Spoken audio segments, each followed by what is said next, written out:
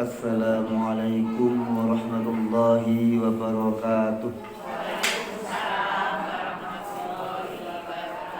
Bismillahirrahmanirrahim. Alhamdulillahirabbil alamin. Wassalatu wassalamu ala asyrafil anbiya'i wal mursalin sayyidina wa maulana Muhammadin wa ala alihi wa ashabihi wa tabi'in wa tabi'it tabi'in lahum bi ihsanin ila yaumiddin wa la haula wa la quwwata illa billahil aliyyil azim. Amma ba'du. Ibu-ibu rahmatullah, alhamdulillah sore hari ini kita masih diperkenankan oleh Allah Subhanahu wa taala untuk berkumpul di sini di Masjid Nurul Jariah ini melanjutkan kajian yang mana terakhir saya menyampaikan kisah Nabi Musa sampai pada Nabi Musa dikejar-kejar Raja Fir'aun, terbelahnya laut merah dan tenggelamnya Fir'aun. Allah menyelamatkan Nabi Musa pas tanggal 10 Muharram.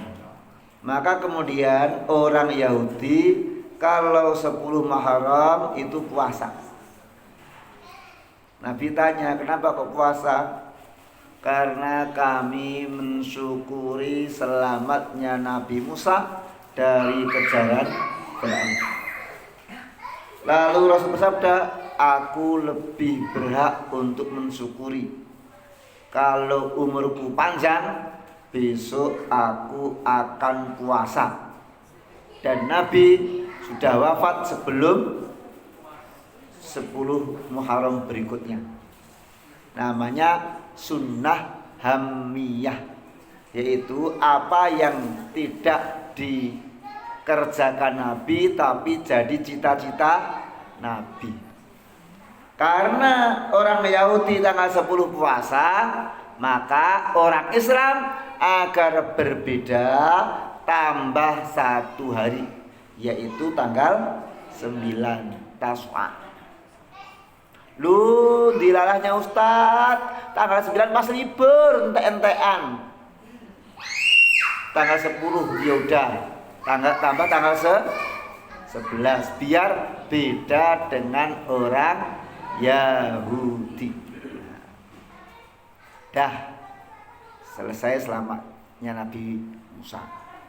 Kalau masalah bulan Muharram, orang Jawa kok ndak mantu itu ya kebiasaan orang Jawa aja.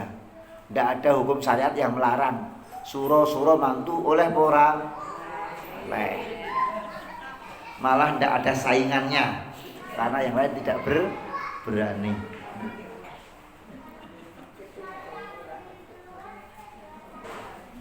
Kemudian wa ilwa adana Musa arba'ina lailatan thumma takhadtumul ajla min ba'di wa antum zalimun.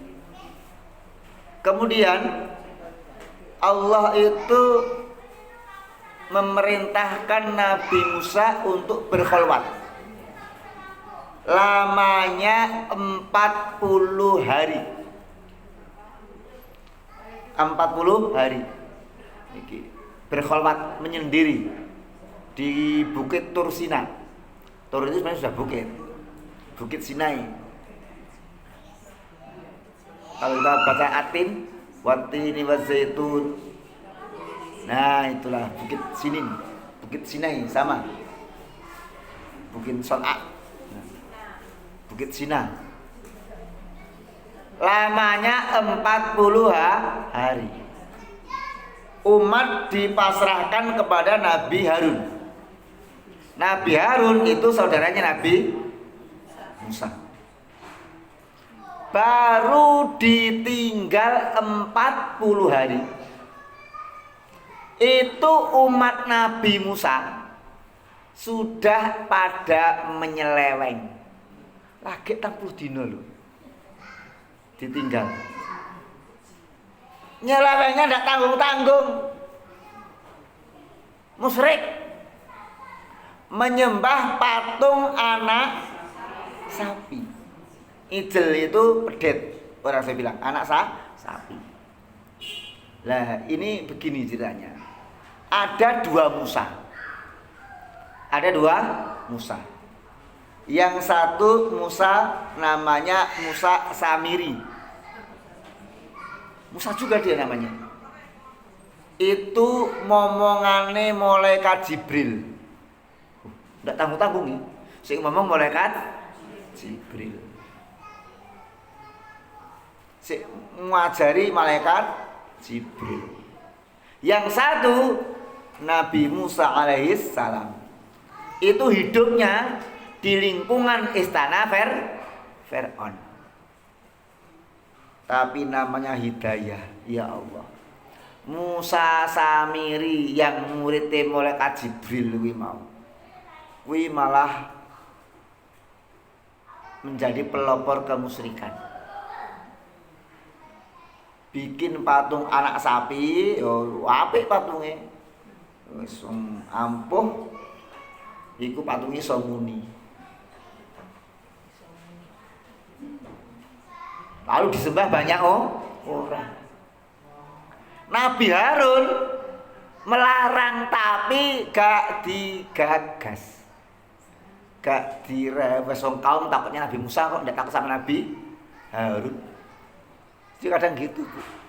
Kadang orang itu punya kewibawaan di hadapan umat, kadang ya kurang wibawa. Bahkan kalau dalam masalah bicara Nabi Harun lebih fasih dari Nabi Musa. Tapi yo enggak digagas. Nabi Musa kembali. Marah Nabi Musa. Lagi tinggal 40 dino. Ibaratnya Al-Hafiyah tinggal Ustaz Ghazali haji 40 hari. Terus macam-macam misalnya gitu kan, Ustaz Ghazali bisa marah. Nah, baru 40 hari. Maka kemudian apa?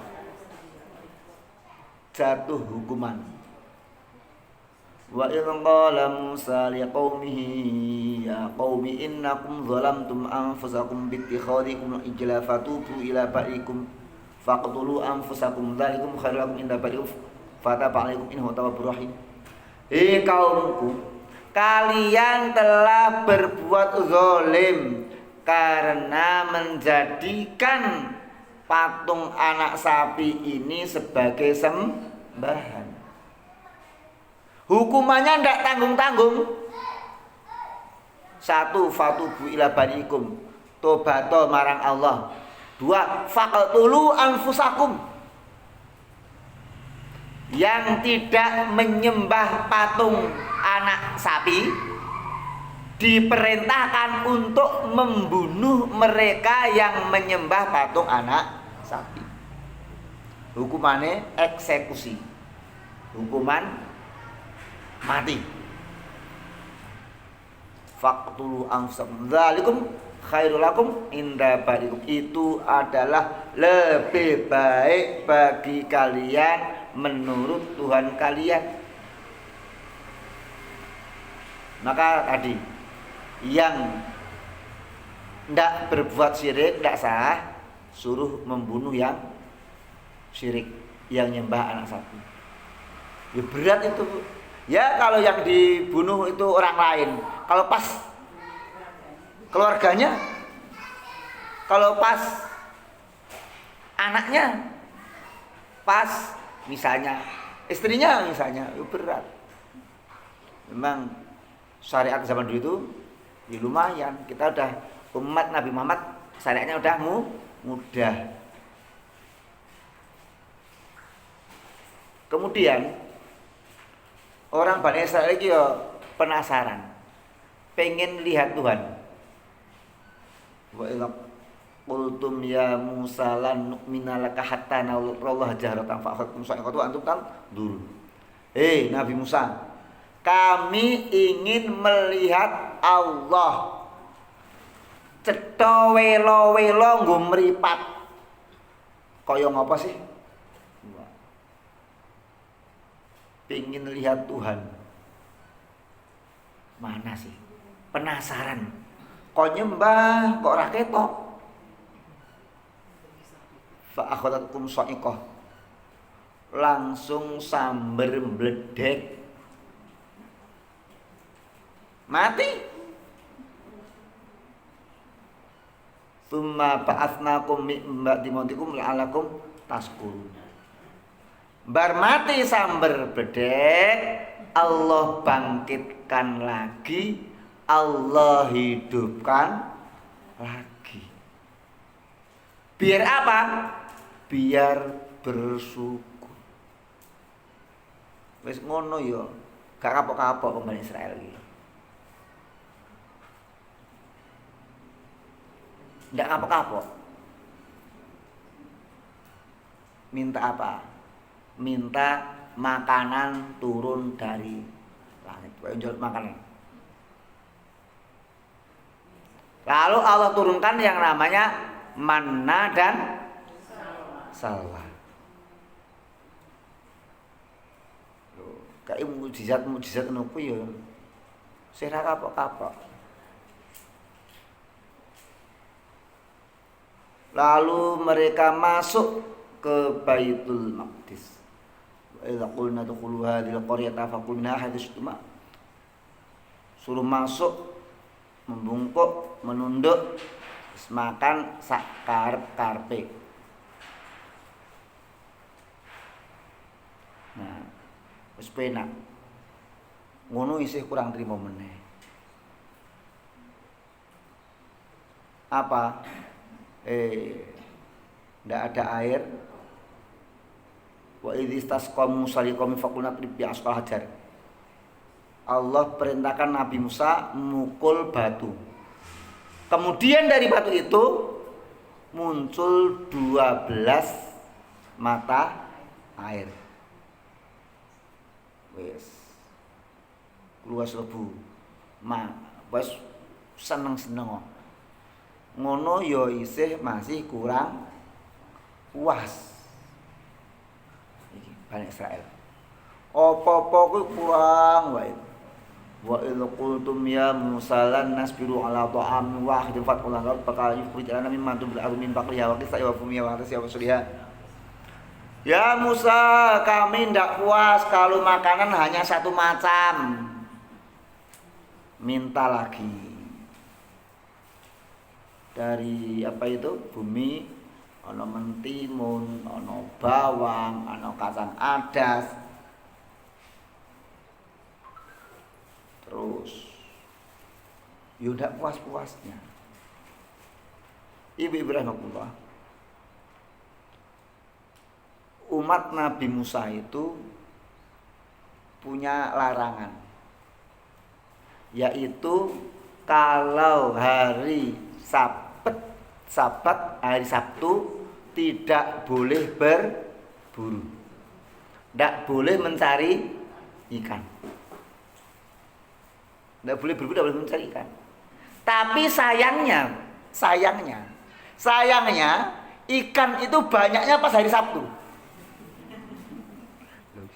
Kadang maaf, saya pernah jualan ya, nek antara maghrib dan isya kan sing apik nggo maca Quran di masjid ta. Ning wong dodol niku laris-larise bar maghrib. Mulai Allahu Akbar niku laris-larise, Bu. Leren-leren. Itulah namanya godaan. Lah orang Bani Israel iki yo pinter-pinter.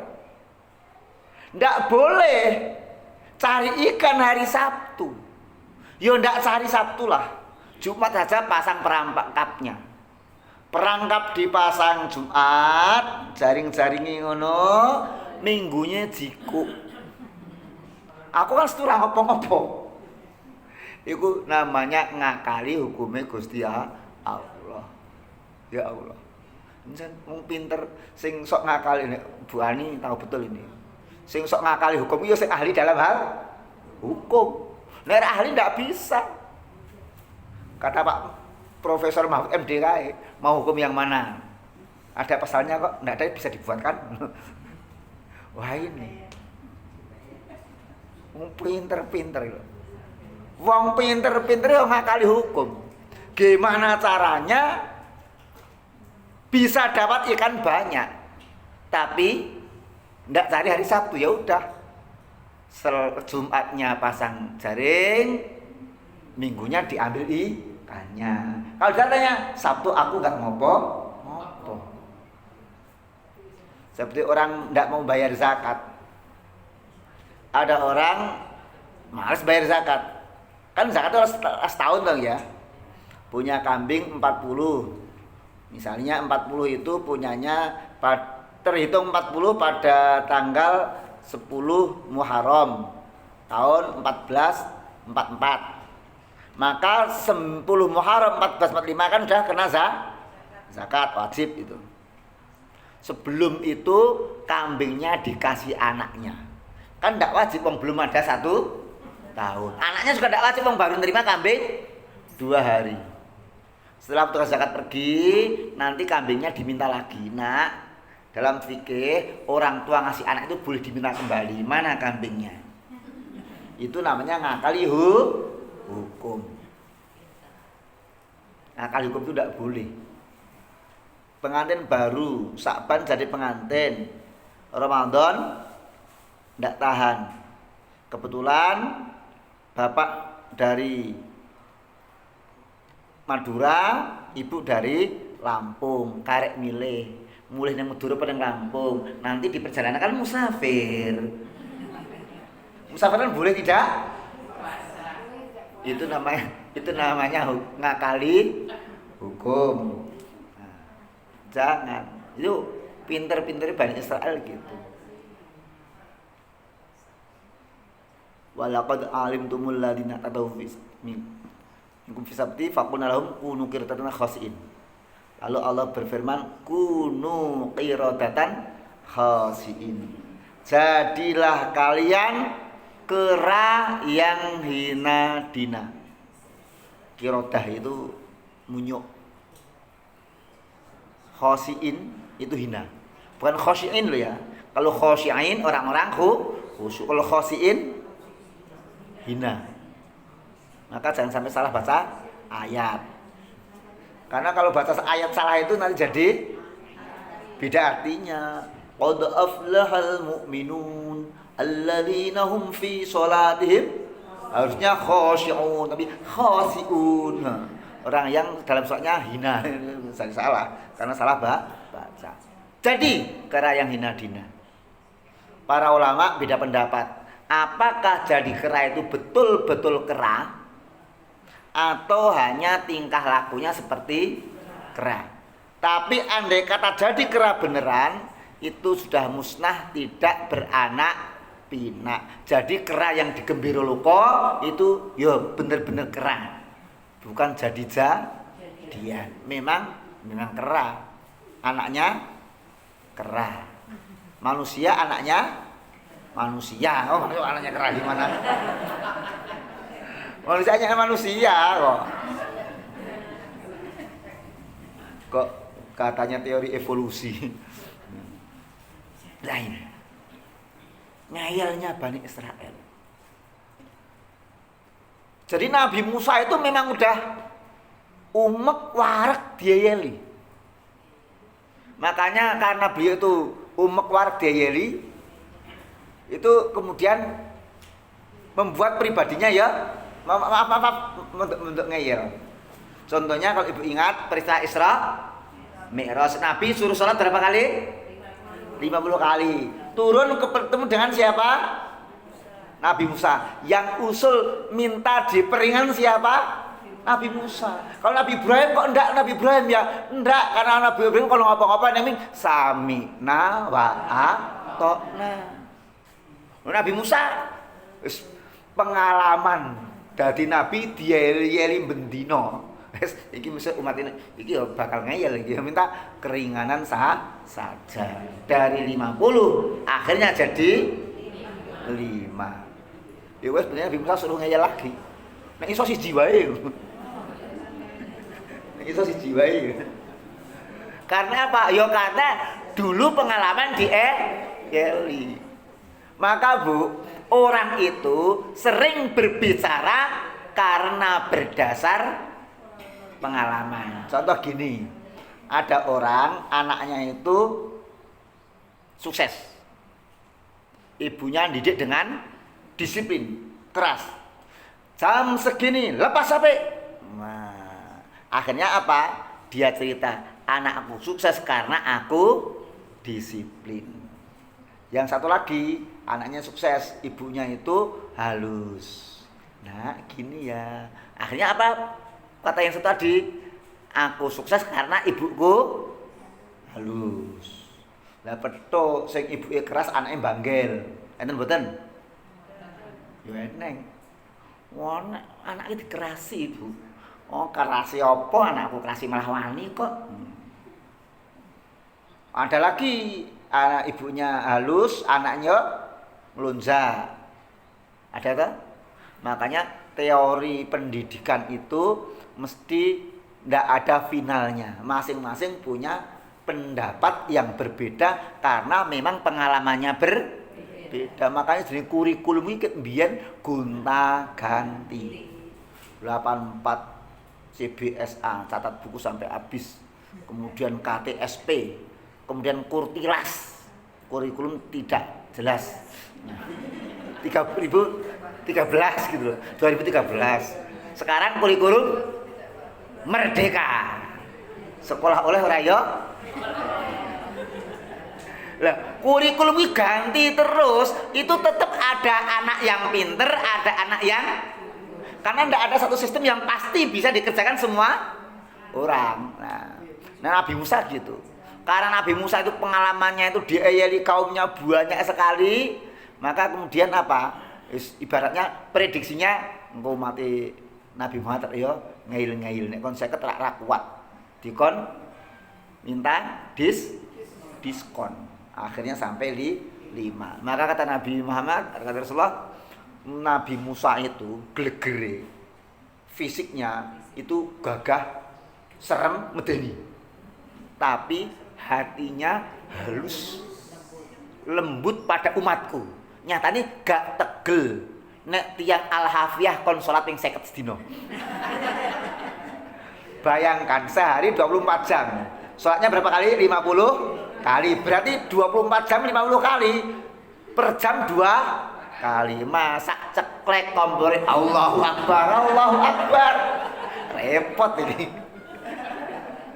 Nah, ini loh. Ini Nabi Musa. Mulai perlu berterima kasih pada Nabi Musa. Alhamdulillah. Jenengan rin jaluke keringanan untuk kurtingan lumayan. 50 kurting 45. Lah kurting kok 90% loh. Jasanya Nabi Musa. Nah, kemudian Bu, ada lagi kasus, yaitu kasus pembunuhan. Ada apa? Pembunuhan. Lah ini gimana ngusutnya? Kebetulan waktu itu belum ada CCTV. CCTV tidak ada. Sidik jari belum ditemukan juga. Kalau sekarang kan ada CCTV. Sekarang itu apa-apa bisa direkam nganggo video. HP 500.000 kena ngerekam sak niki niku. Dulu ndak ada. Lah, wa idza qala Musa innallaha ya'murukum wa idza qala Musa liqaumihi innallaha ya'murukum an tadbahu baqarah. Untuk mengusut itu kaumnya disuruh menyembelih seekor sapi. Jangan pakai inya setelah saya ya, jangan dua ya. Seekor sapi. Sapinya betina. Sapinya sapi itu. Bakoroh kok. Kalau bakor sapi laki, kalau bakor sapi perempuan. Maka kemudian surat ini disebut Al-Baqarah karena ada ayat ini. Ayat awalnya turun itu ini. Wa idh qala Musa liqaumihi innallaha ya'murukum an tadhbahu baqarah qalu atattakhuduna huzwa. Lah gojek. Masa siapa pembunuhnya kok mbeleh sapi? Apa hubungannya? Apa hubungannya mengungkap peristiwa pembunuhan dengan beli sapi? Gak konek. Qala a'udzubillahi an aqula minal jahilin. Ya Allah, a'udzubillah, aku kira bodoh ya. Lah orang Bani Israel itu kan ngeyel-ngeyel. Takok dadakan. Qalu ud'ulana rabbaka yubayyin lana ma iya. Sapine sing piye? Sapine niku sing ora tuwa banget, tur yo ora enom banget. Ra ketuan, ra kenomen. Iki takok meneh. Napa? Warnane apa? Qalu tumulan arep kayu pilana ma launuha. Jawab meneh. Inau yaqulu inna bakal sofra. Warnanya kuning. Nyenengke. Sapine warnane kuning. Ira rada angel ta nggih. Putih gampang. Ireng yo gampang yo kuning. Ini masih tanya lagi. Sapi kuning sing nom-noman ratu ora cilik iki yo akeh. Ciri selanjutnya, ya Allah, yang ndak pernah untuk membajak, pokoknya sapine ra tau nggo mergawi. Akhirnya mereka nyembelih pada bahwa maka tu yaf'alun. Tapi tanyanya itu sebenarnya hanya karena males. Nek wong males kae ming kakean takon. Tapi justru kakean takon kuwi malah uripe saya angel. Lah nggih. Saya angel. Saya susah. Maka kita itu ndak boleh bertanya apa yang tidak perlu ditanyakan. Ya ayyuhalladzina amanu la tas'alu an asya'a in tubtalakum. Hei orang yang beriman, jangan bertanya sesuatu yang kalau dijelaskan malah bikin ruwet. Wis tompo. Jadi tanya itu ada macam-macam hukumnya, ada wajib, ada malah terlarang. Wajib itu kalau misalnya saya tadi habis wudu. Habis wudu itu kentut tapi sedikit. Batal pendak takok. Wajib itu. Saya tadi sholat, imamnya tahiyatnya kelamaan, tak tahan-tahan, pas imamnya agak asli. Saya batal apa ndak? Yo batal, Bu. Ibu wudu lagi. Terus saya sholatnya langsung tahiyat atau mulai takbirul ihram? Yo takbirul ihram. Ndik ono jamaah ngeyel kok. Anu kok meneh rampung kok kula niku wae. Ngono ya. Ya Allah. Jebule sing ngeyel orang Bani Israel. Allah. Lah ini tanyanya itu bukan karena pokok tapi pancen ngeyel. Kayak orang zaman saiki sok ngeyel. Ngopo kok subuh ki 2 rakaat, Ustaz? Kan justru subuh mestinya 17 sisan lho, olahraga. Engko ben bar kuwi gak salat apa-apa tapi subuh 17. Kan masih seger, fresh. Yo takok sik kurang gawean. Yo paket harus diterima. Takok isa 4 rakaat. Kesel. Dialeke nggih. Dialek subuh 4 bisa loro. Mboten angsal. Jadi ada dalam agama itu memang ruang-ruang yang jangan diprotes. Dulu ada loh sahabat itu tanya sama Nabi tentang haji. Rasulullah, orang haji itu tiap tahun. Nabi diem ya. Tanya 3 kali. Tiap tahun diem ya. Tiap tahun diem ya. Sampai Nabi kemudian negur. Nek tak jawab, tiap tahun kamu repot sendiri. Ndak ada perintah tiap tahun. Coba kalau tiap tahun, Bu. Lawang tidak tiap tahun saja, antrian sekarang sudah 33 tahun. sakniki 33 tahun. Kula ndek riyen niku ndaftarke anake maratuwa kula. Istri. Pinten Bu? 33 tahun, Pak. 33 tahun istri saya itu umurnya 48, meskipun wajah kayak 18. Lah, iya kan? Loh, wanita itu punya 3 pantangan, Bu. Jangan katakan jelek, jangan katakan gemuk, jangan katakan tua. Suami kok mengatakan 3 ini berarti suami yang tidak bijaksana.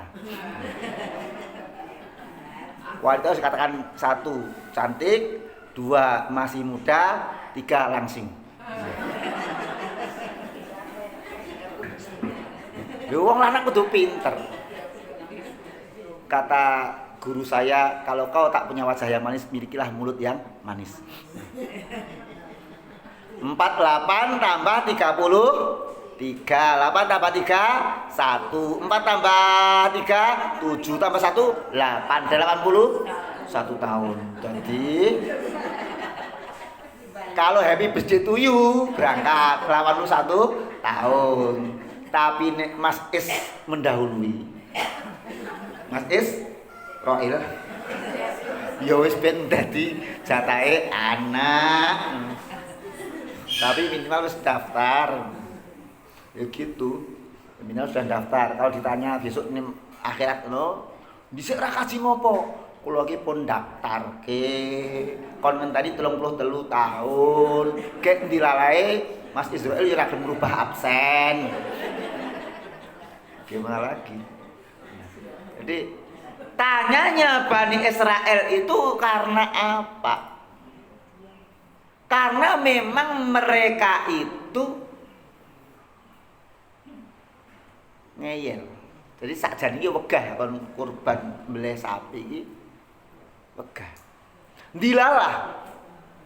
Setelah sapinya disembelih, pila menurut ahli tafsir yang mengatakan di mayatnya itu dipecut dengan ekornya. Ekornya sapi, bukan ekornya mayat, mayatnya enggak punya ekor. Nah, dipecut, disabet gitu, tek gitu, terus hidup lagi si pembunuhku itu. Nah, itu kenapa?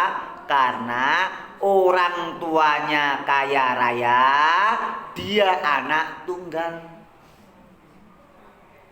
Dia anak tunggal, orang tuanya kaya raya. Iki nek upama ora dipateni, sesuk bapakne mati, warisane pek anake. Ben tak patenane wae. Jadi perkara warisan iki zamane Nabi Musa. Sampai hari kiamat yo enek wae wong usep masalah warisan. Makanya saya ndak punya uang banyak. Saya nek ndidi tak mbok tuku kitab, sesuk sing arep rebutan ben rebutan. Gawean maca malah. Maka kalau dunia pesantren, kiai itu ndak meninggalkan harta, tapi meninggalkan kewajiban. Gus-gus niku. Bapak kok ki ora ninggal bondo.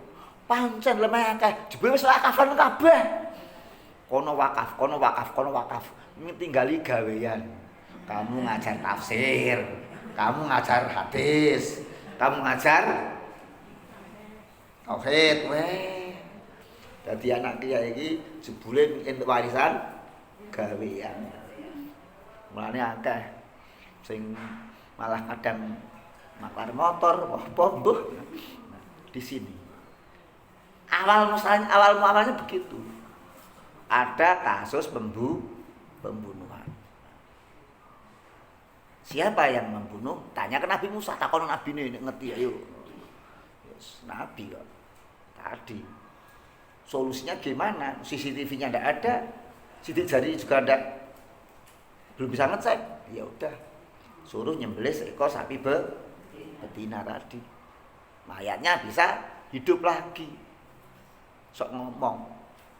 Ini namanya mukjizat.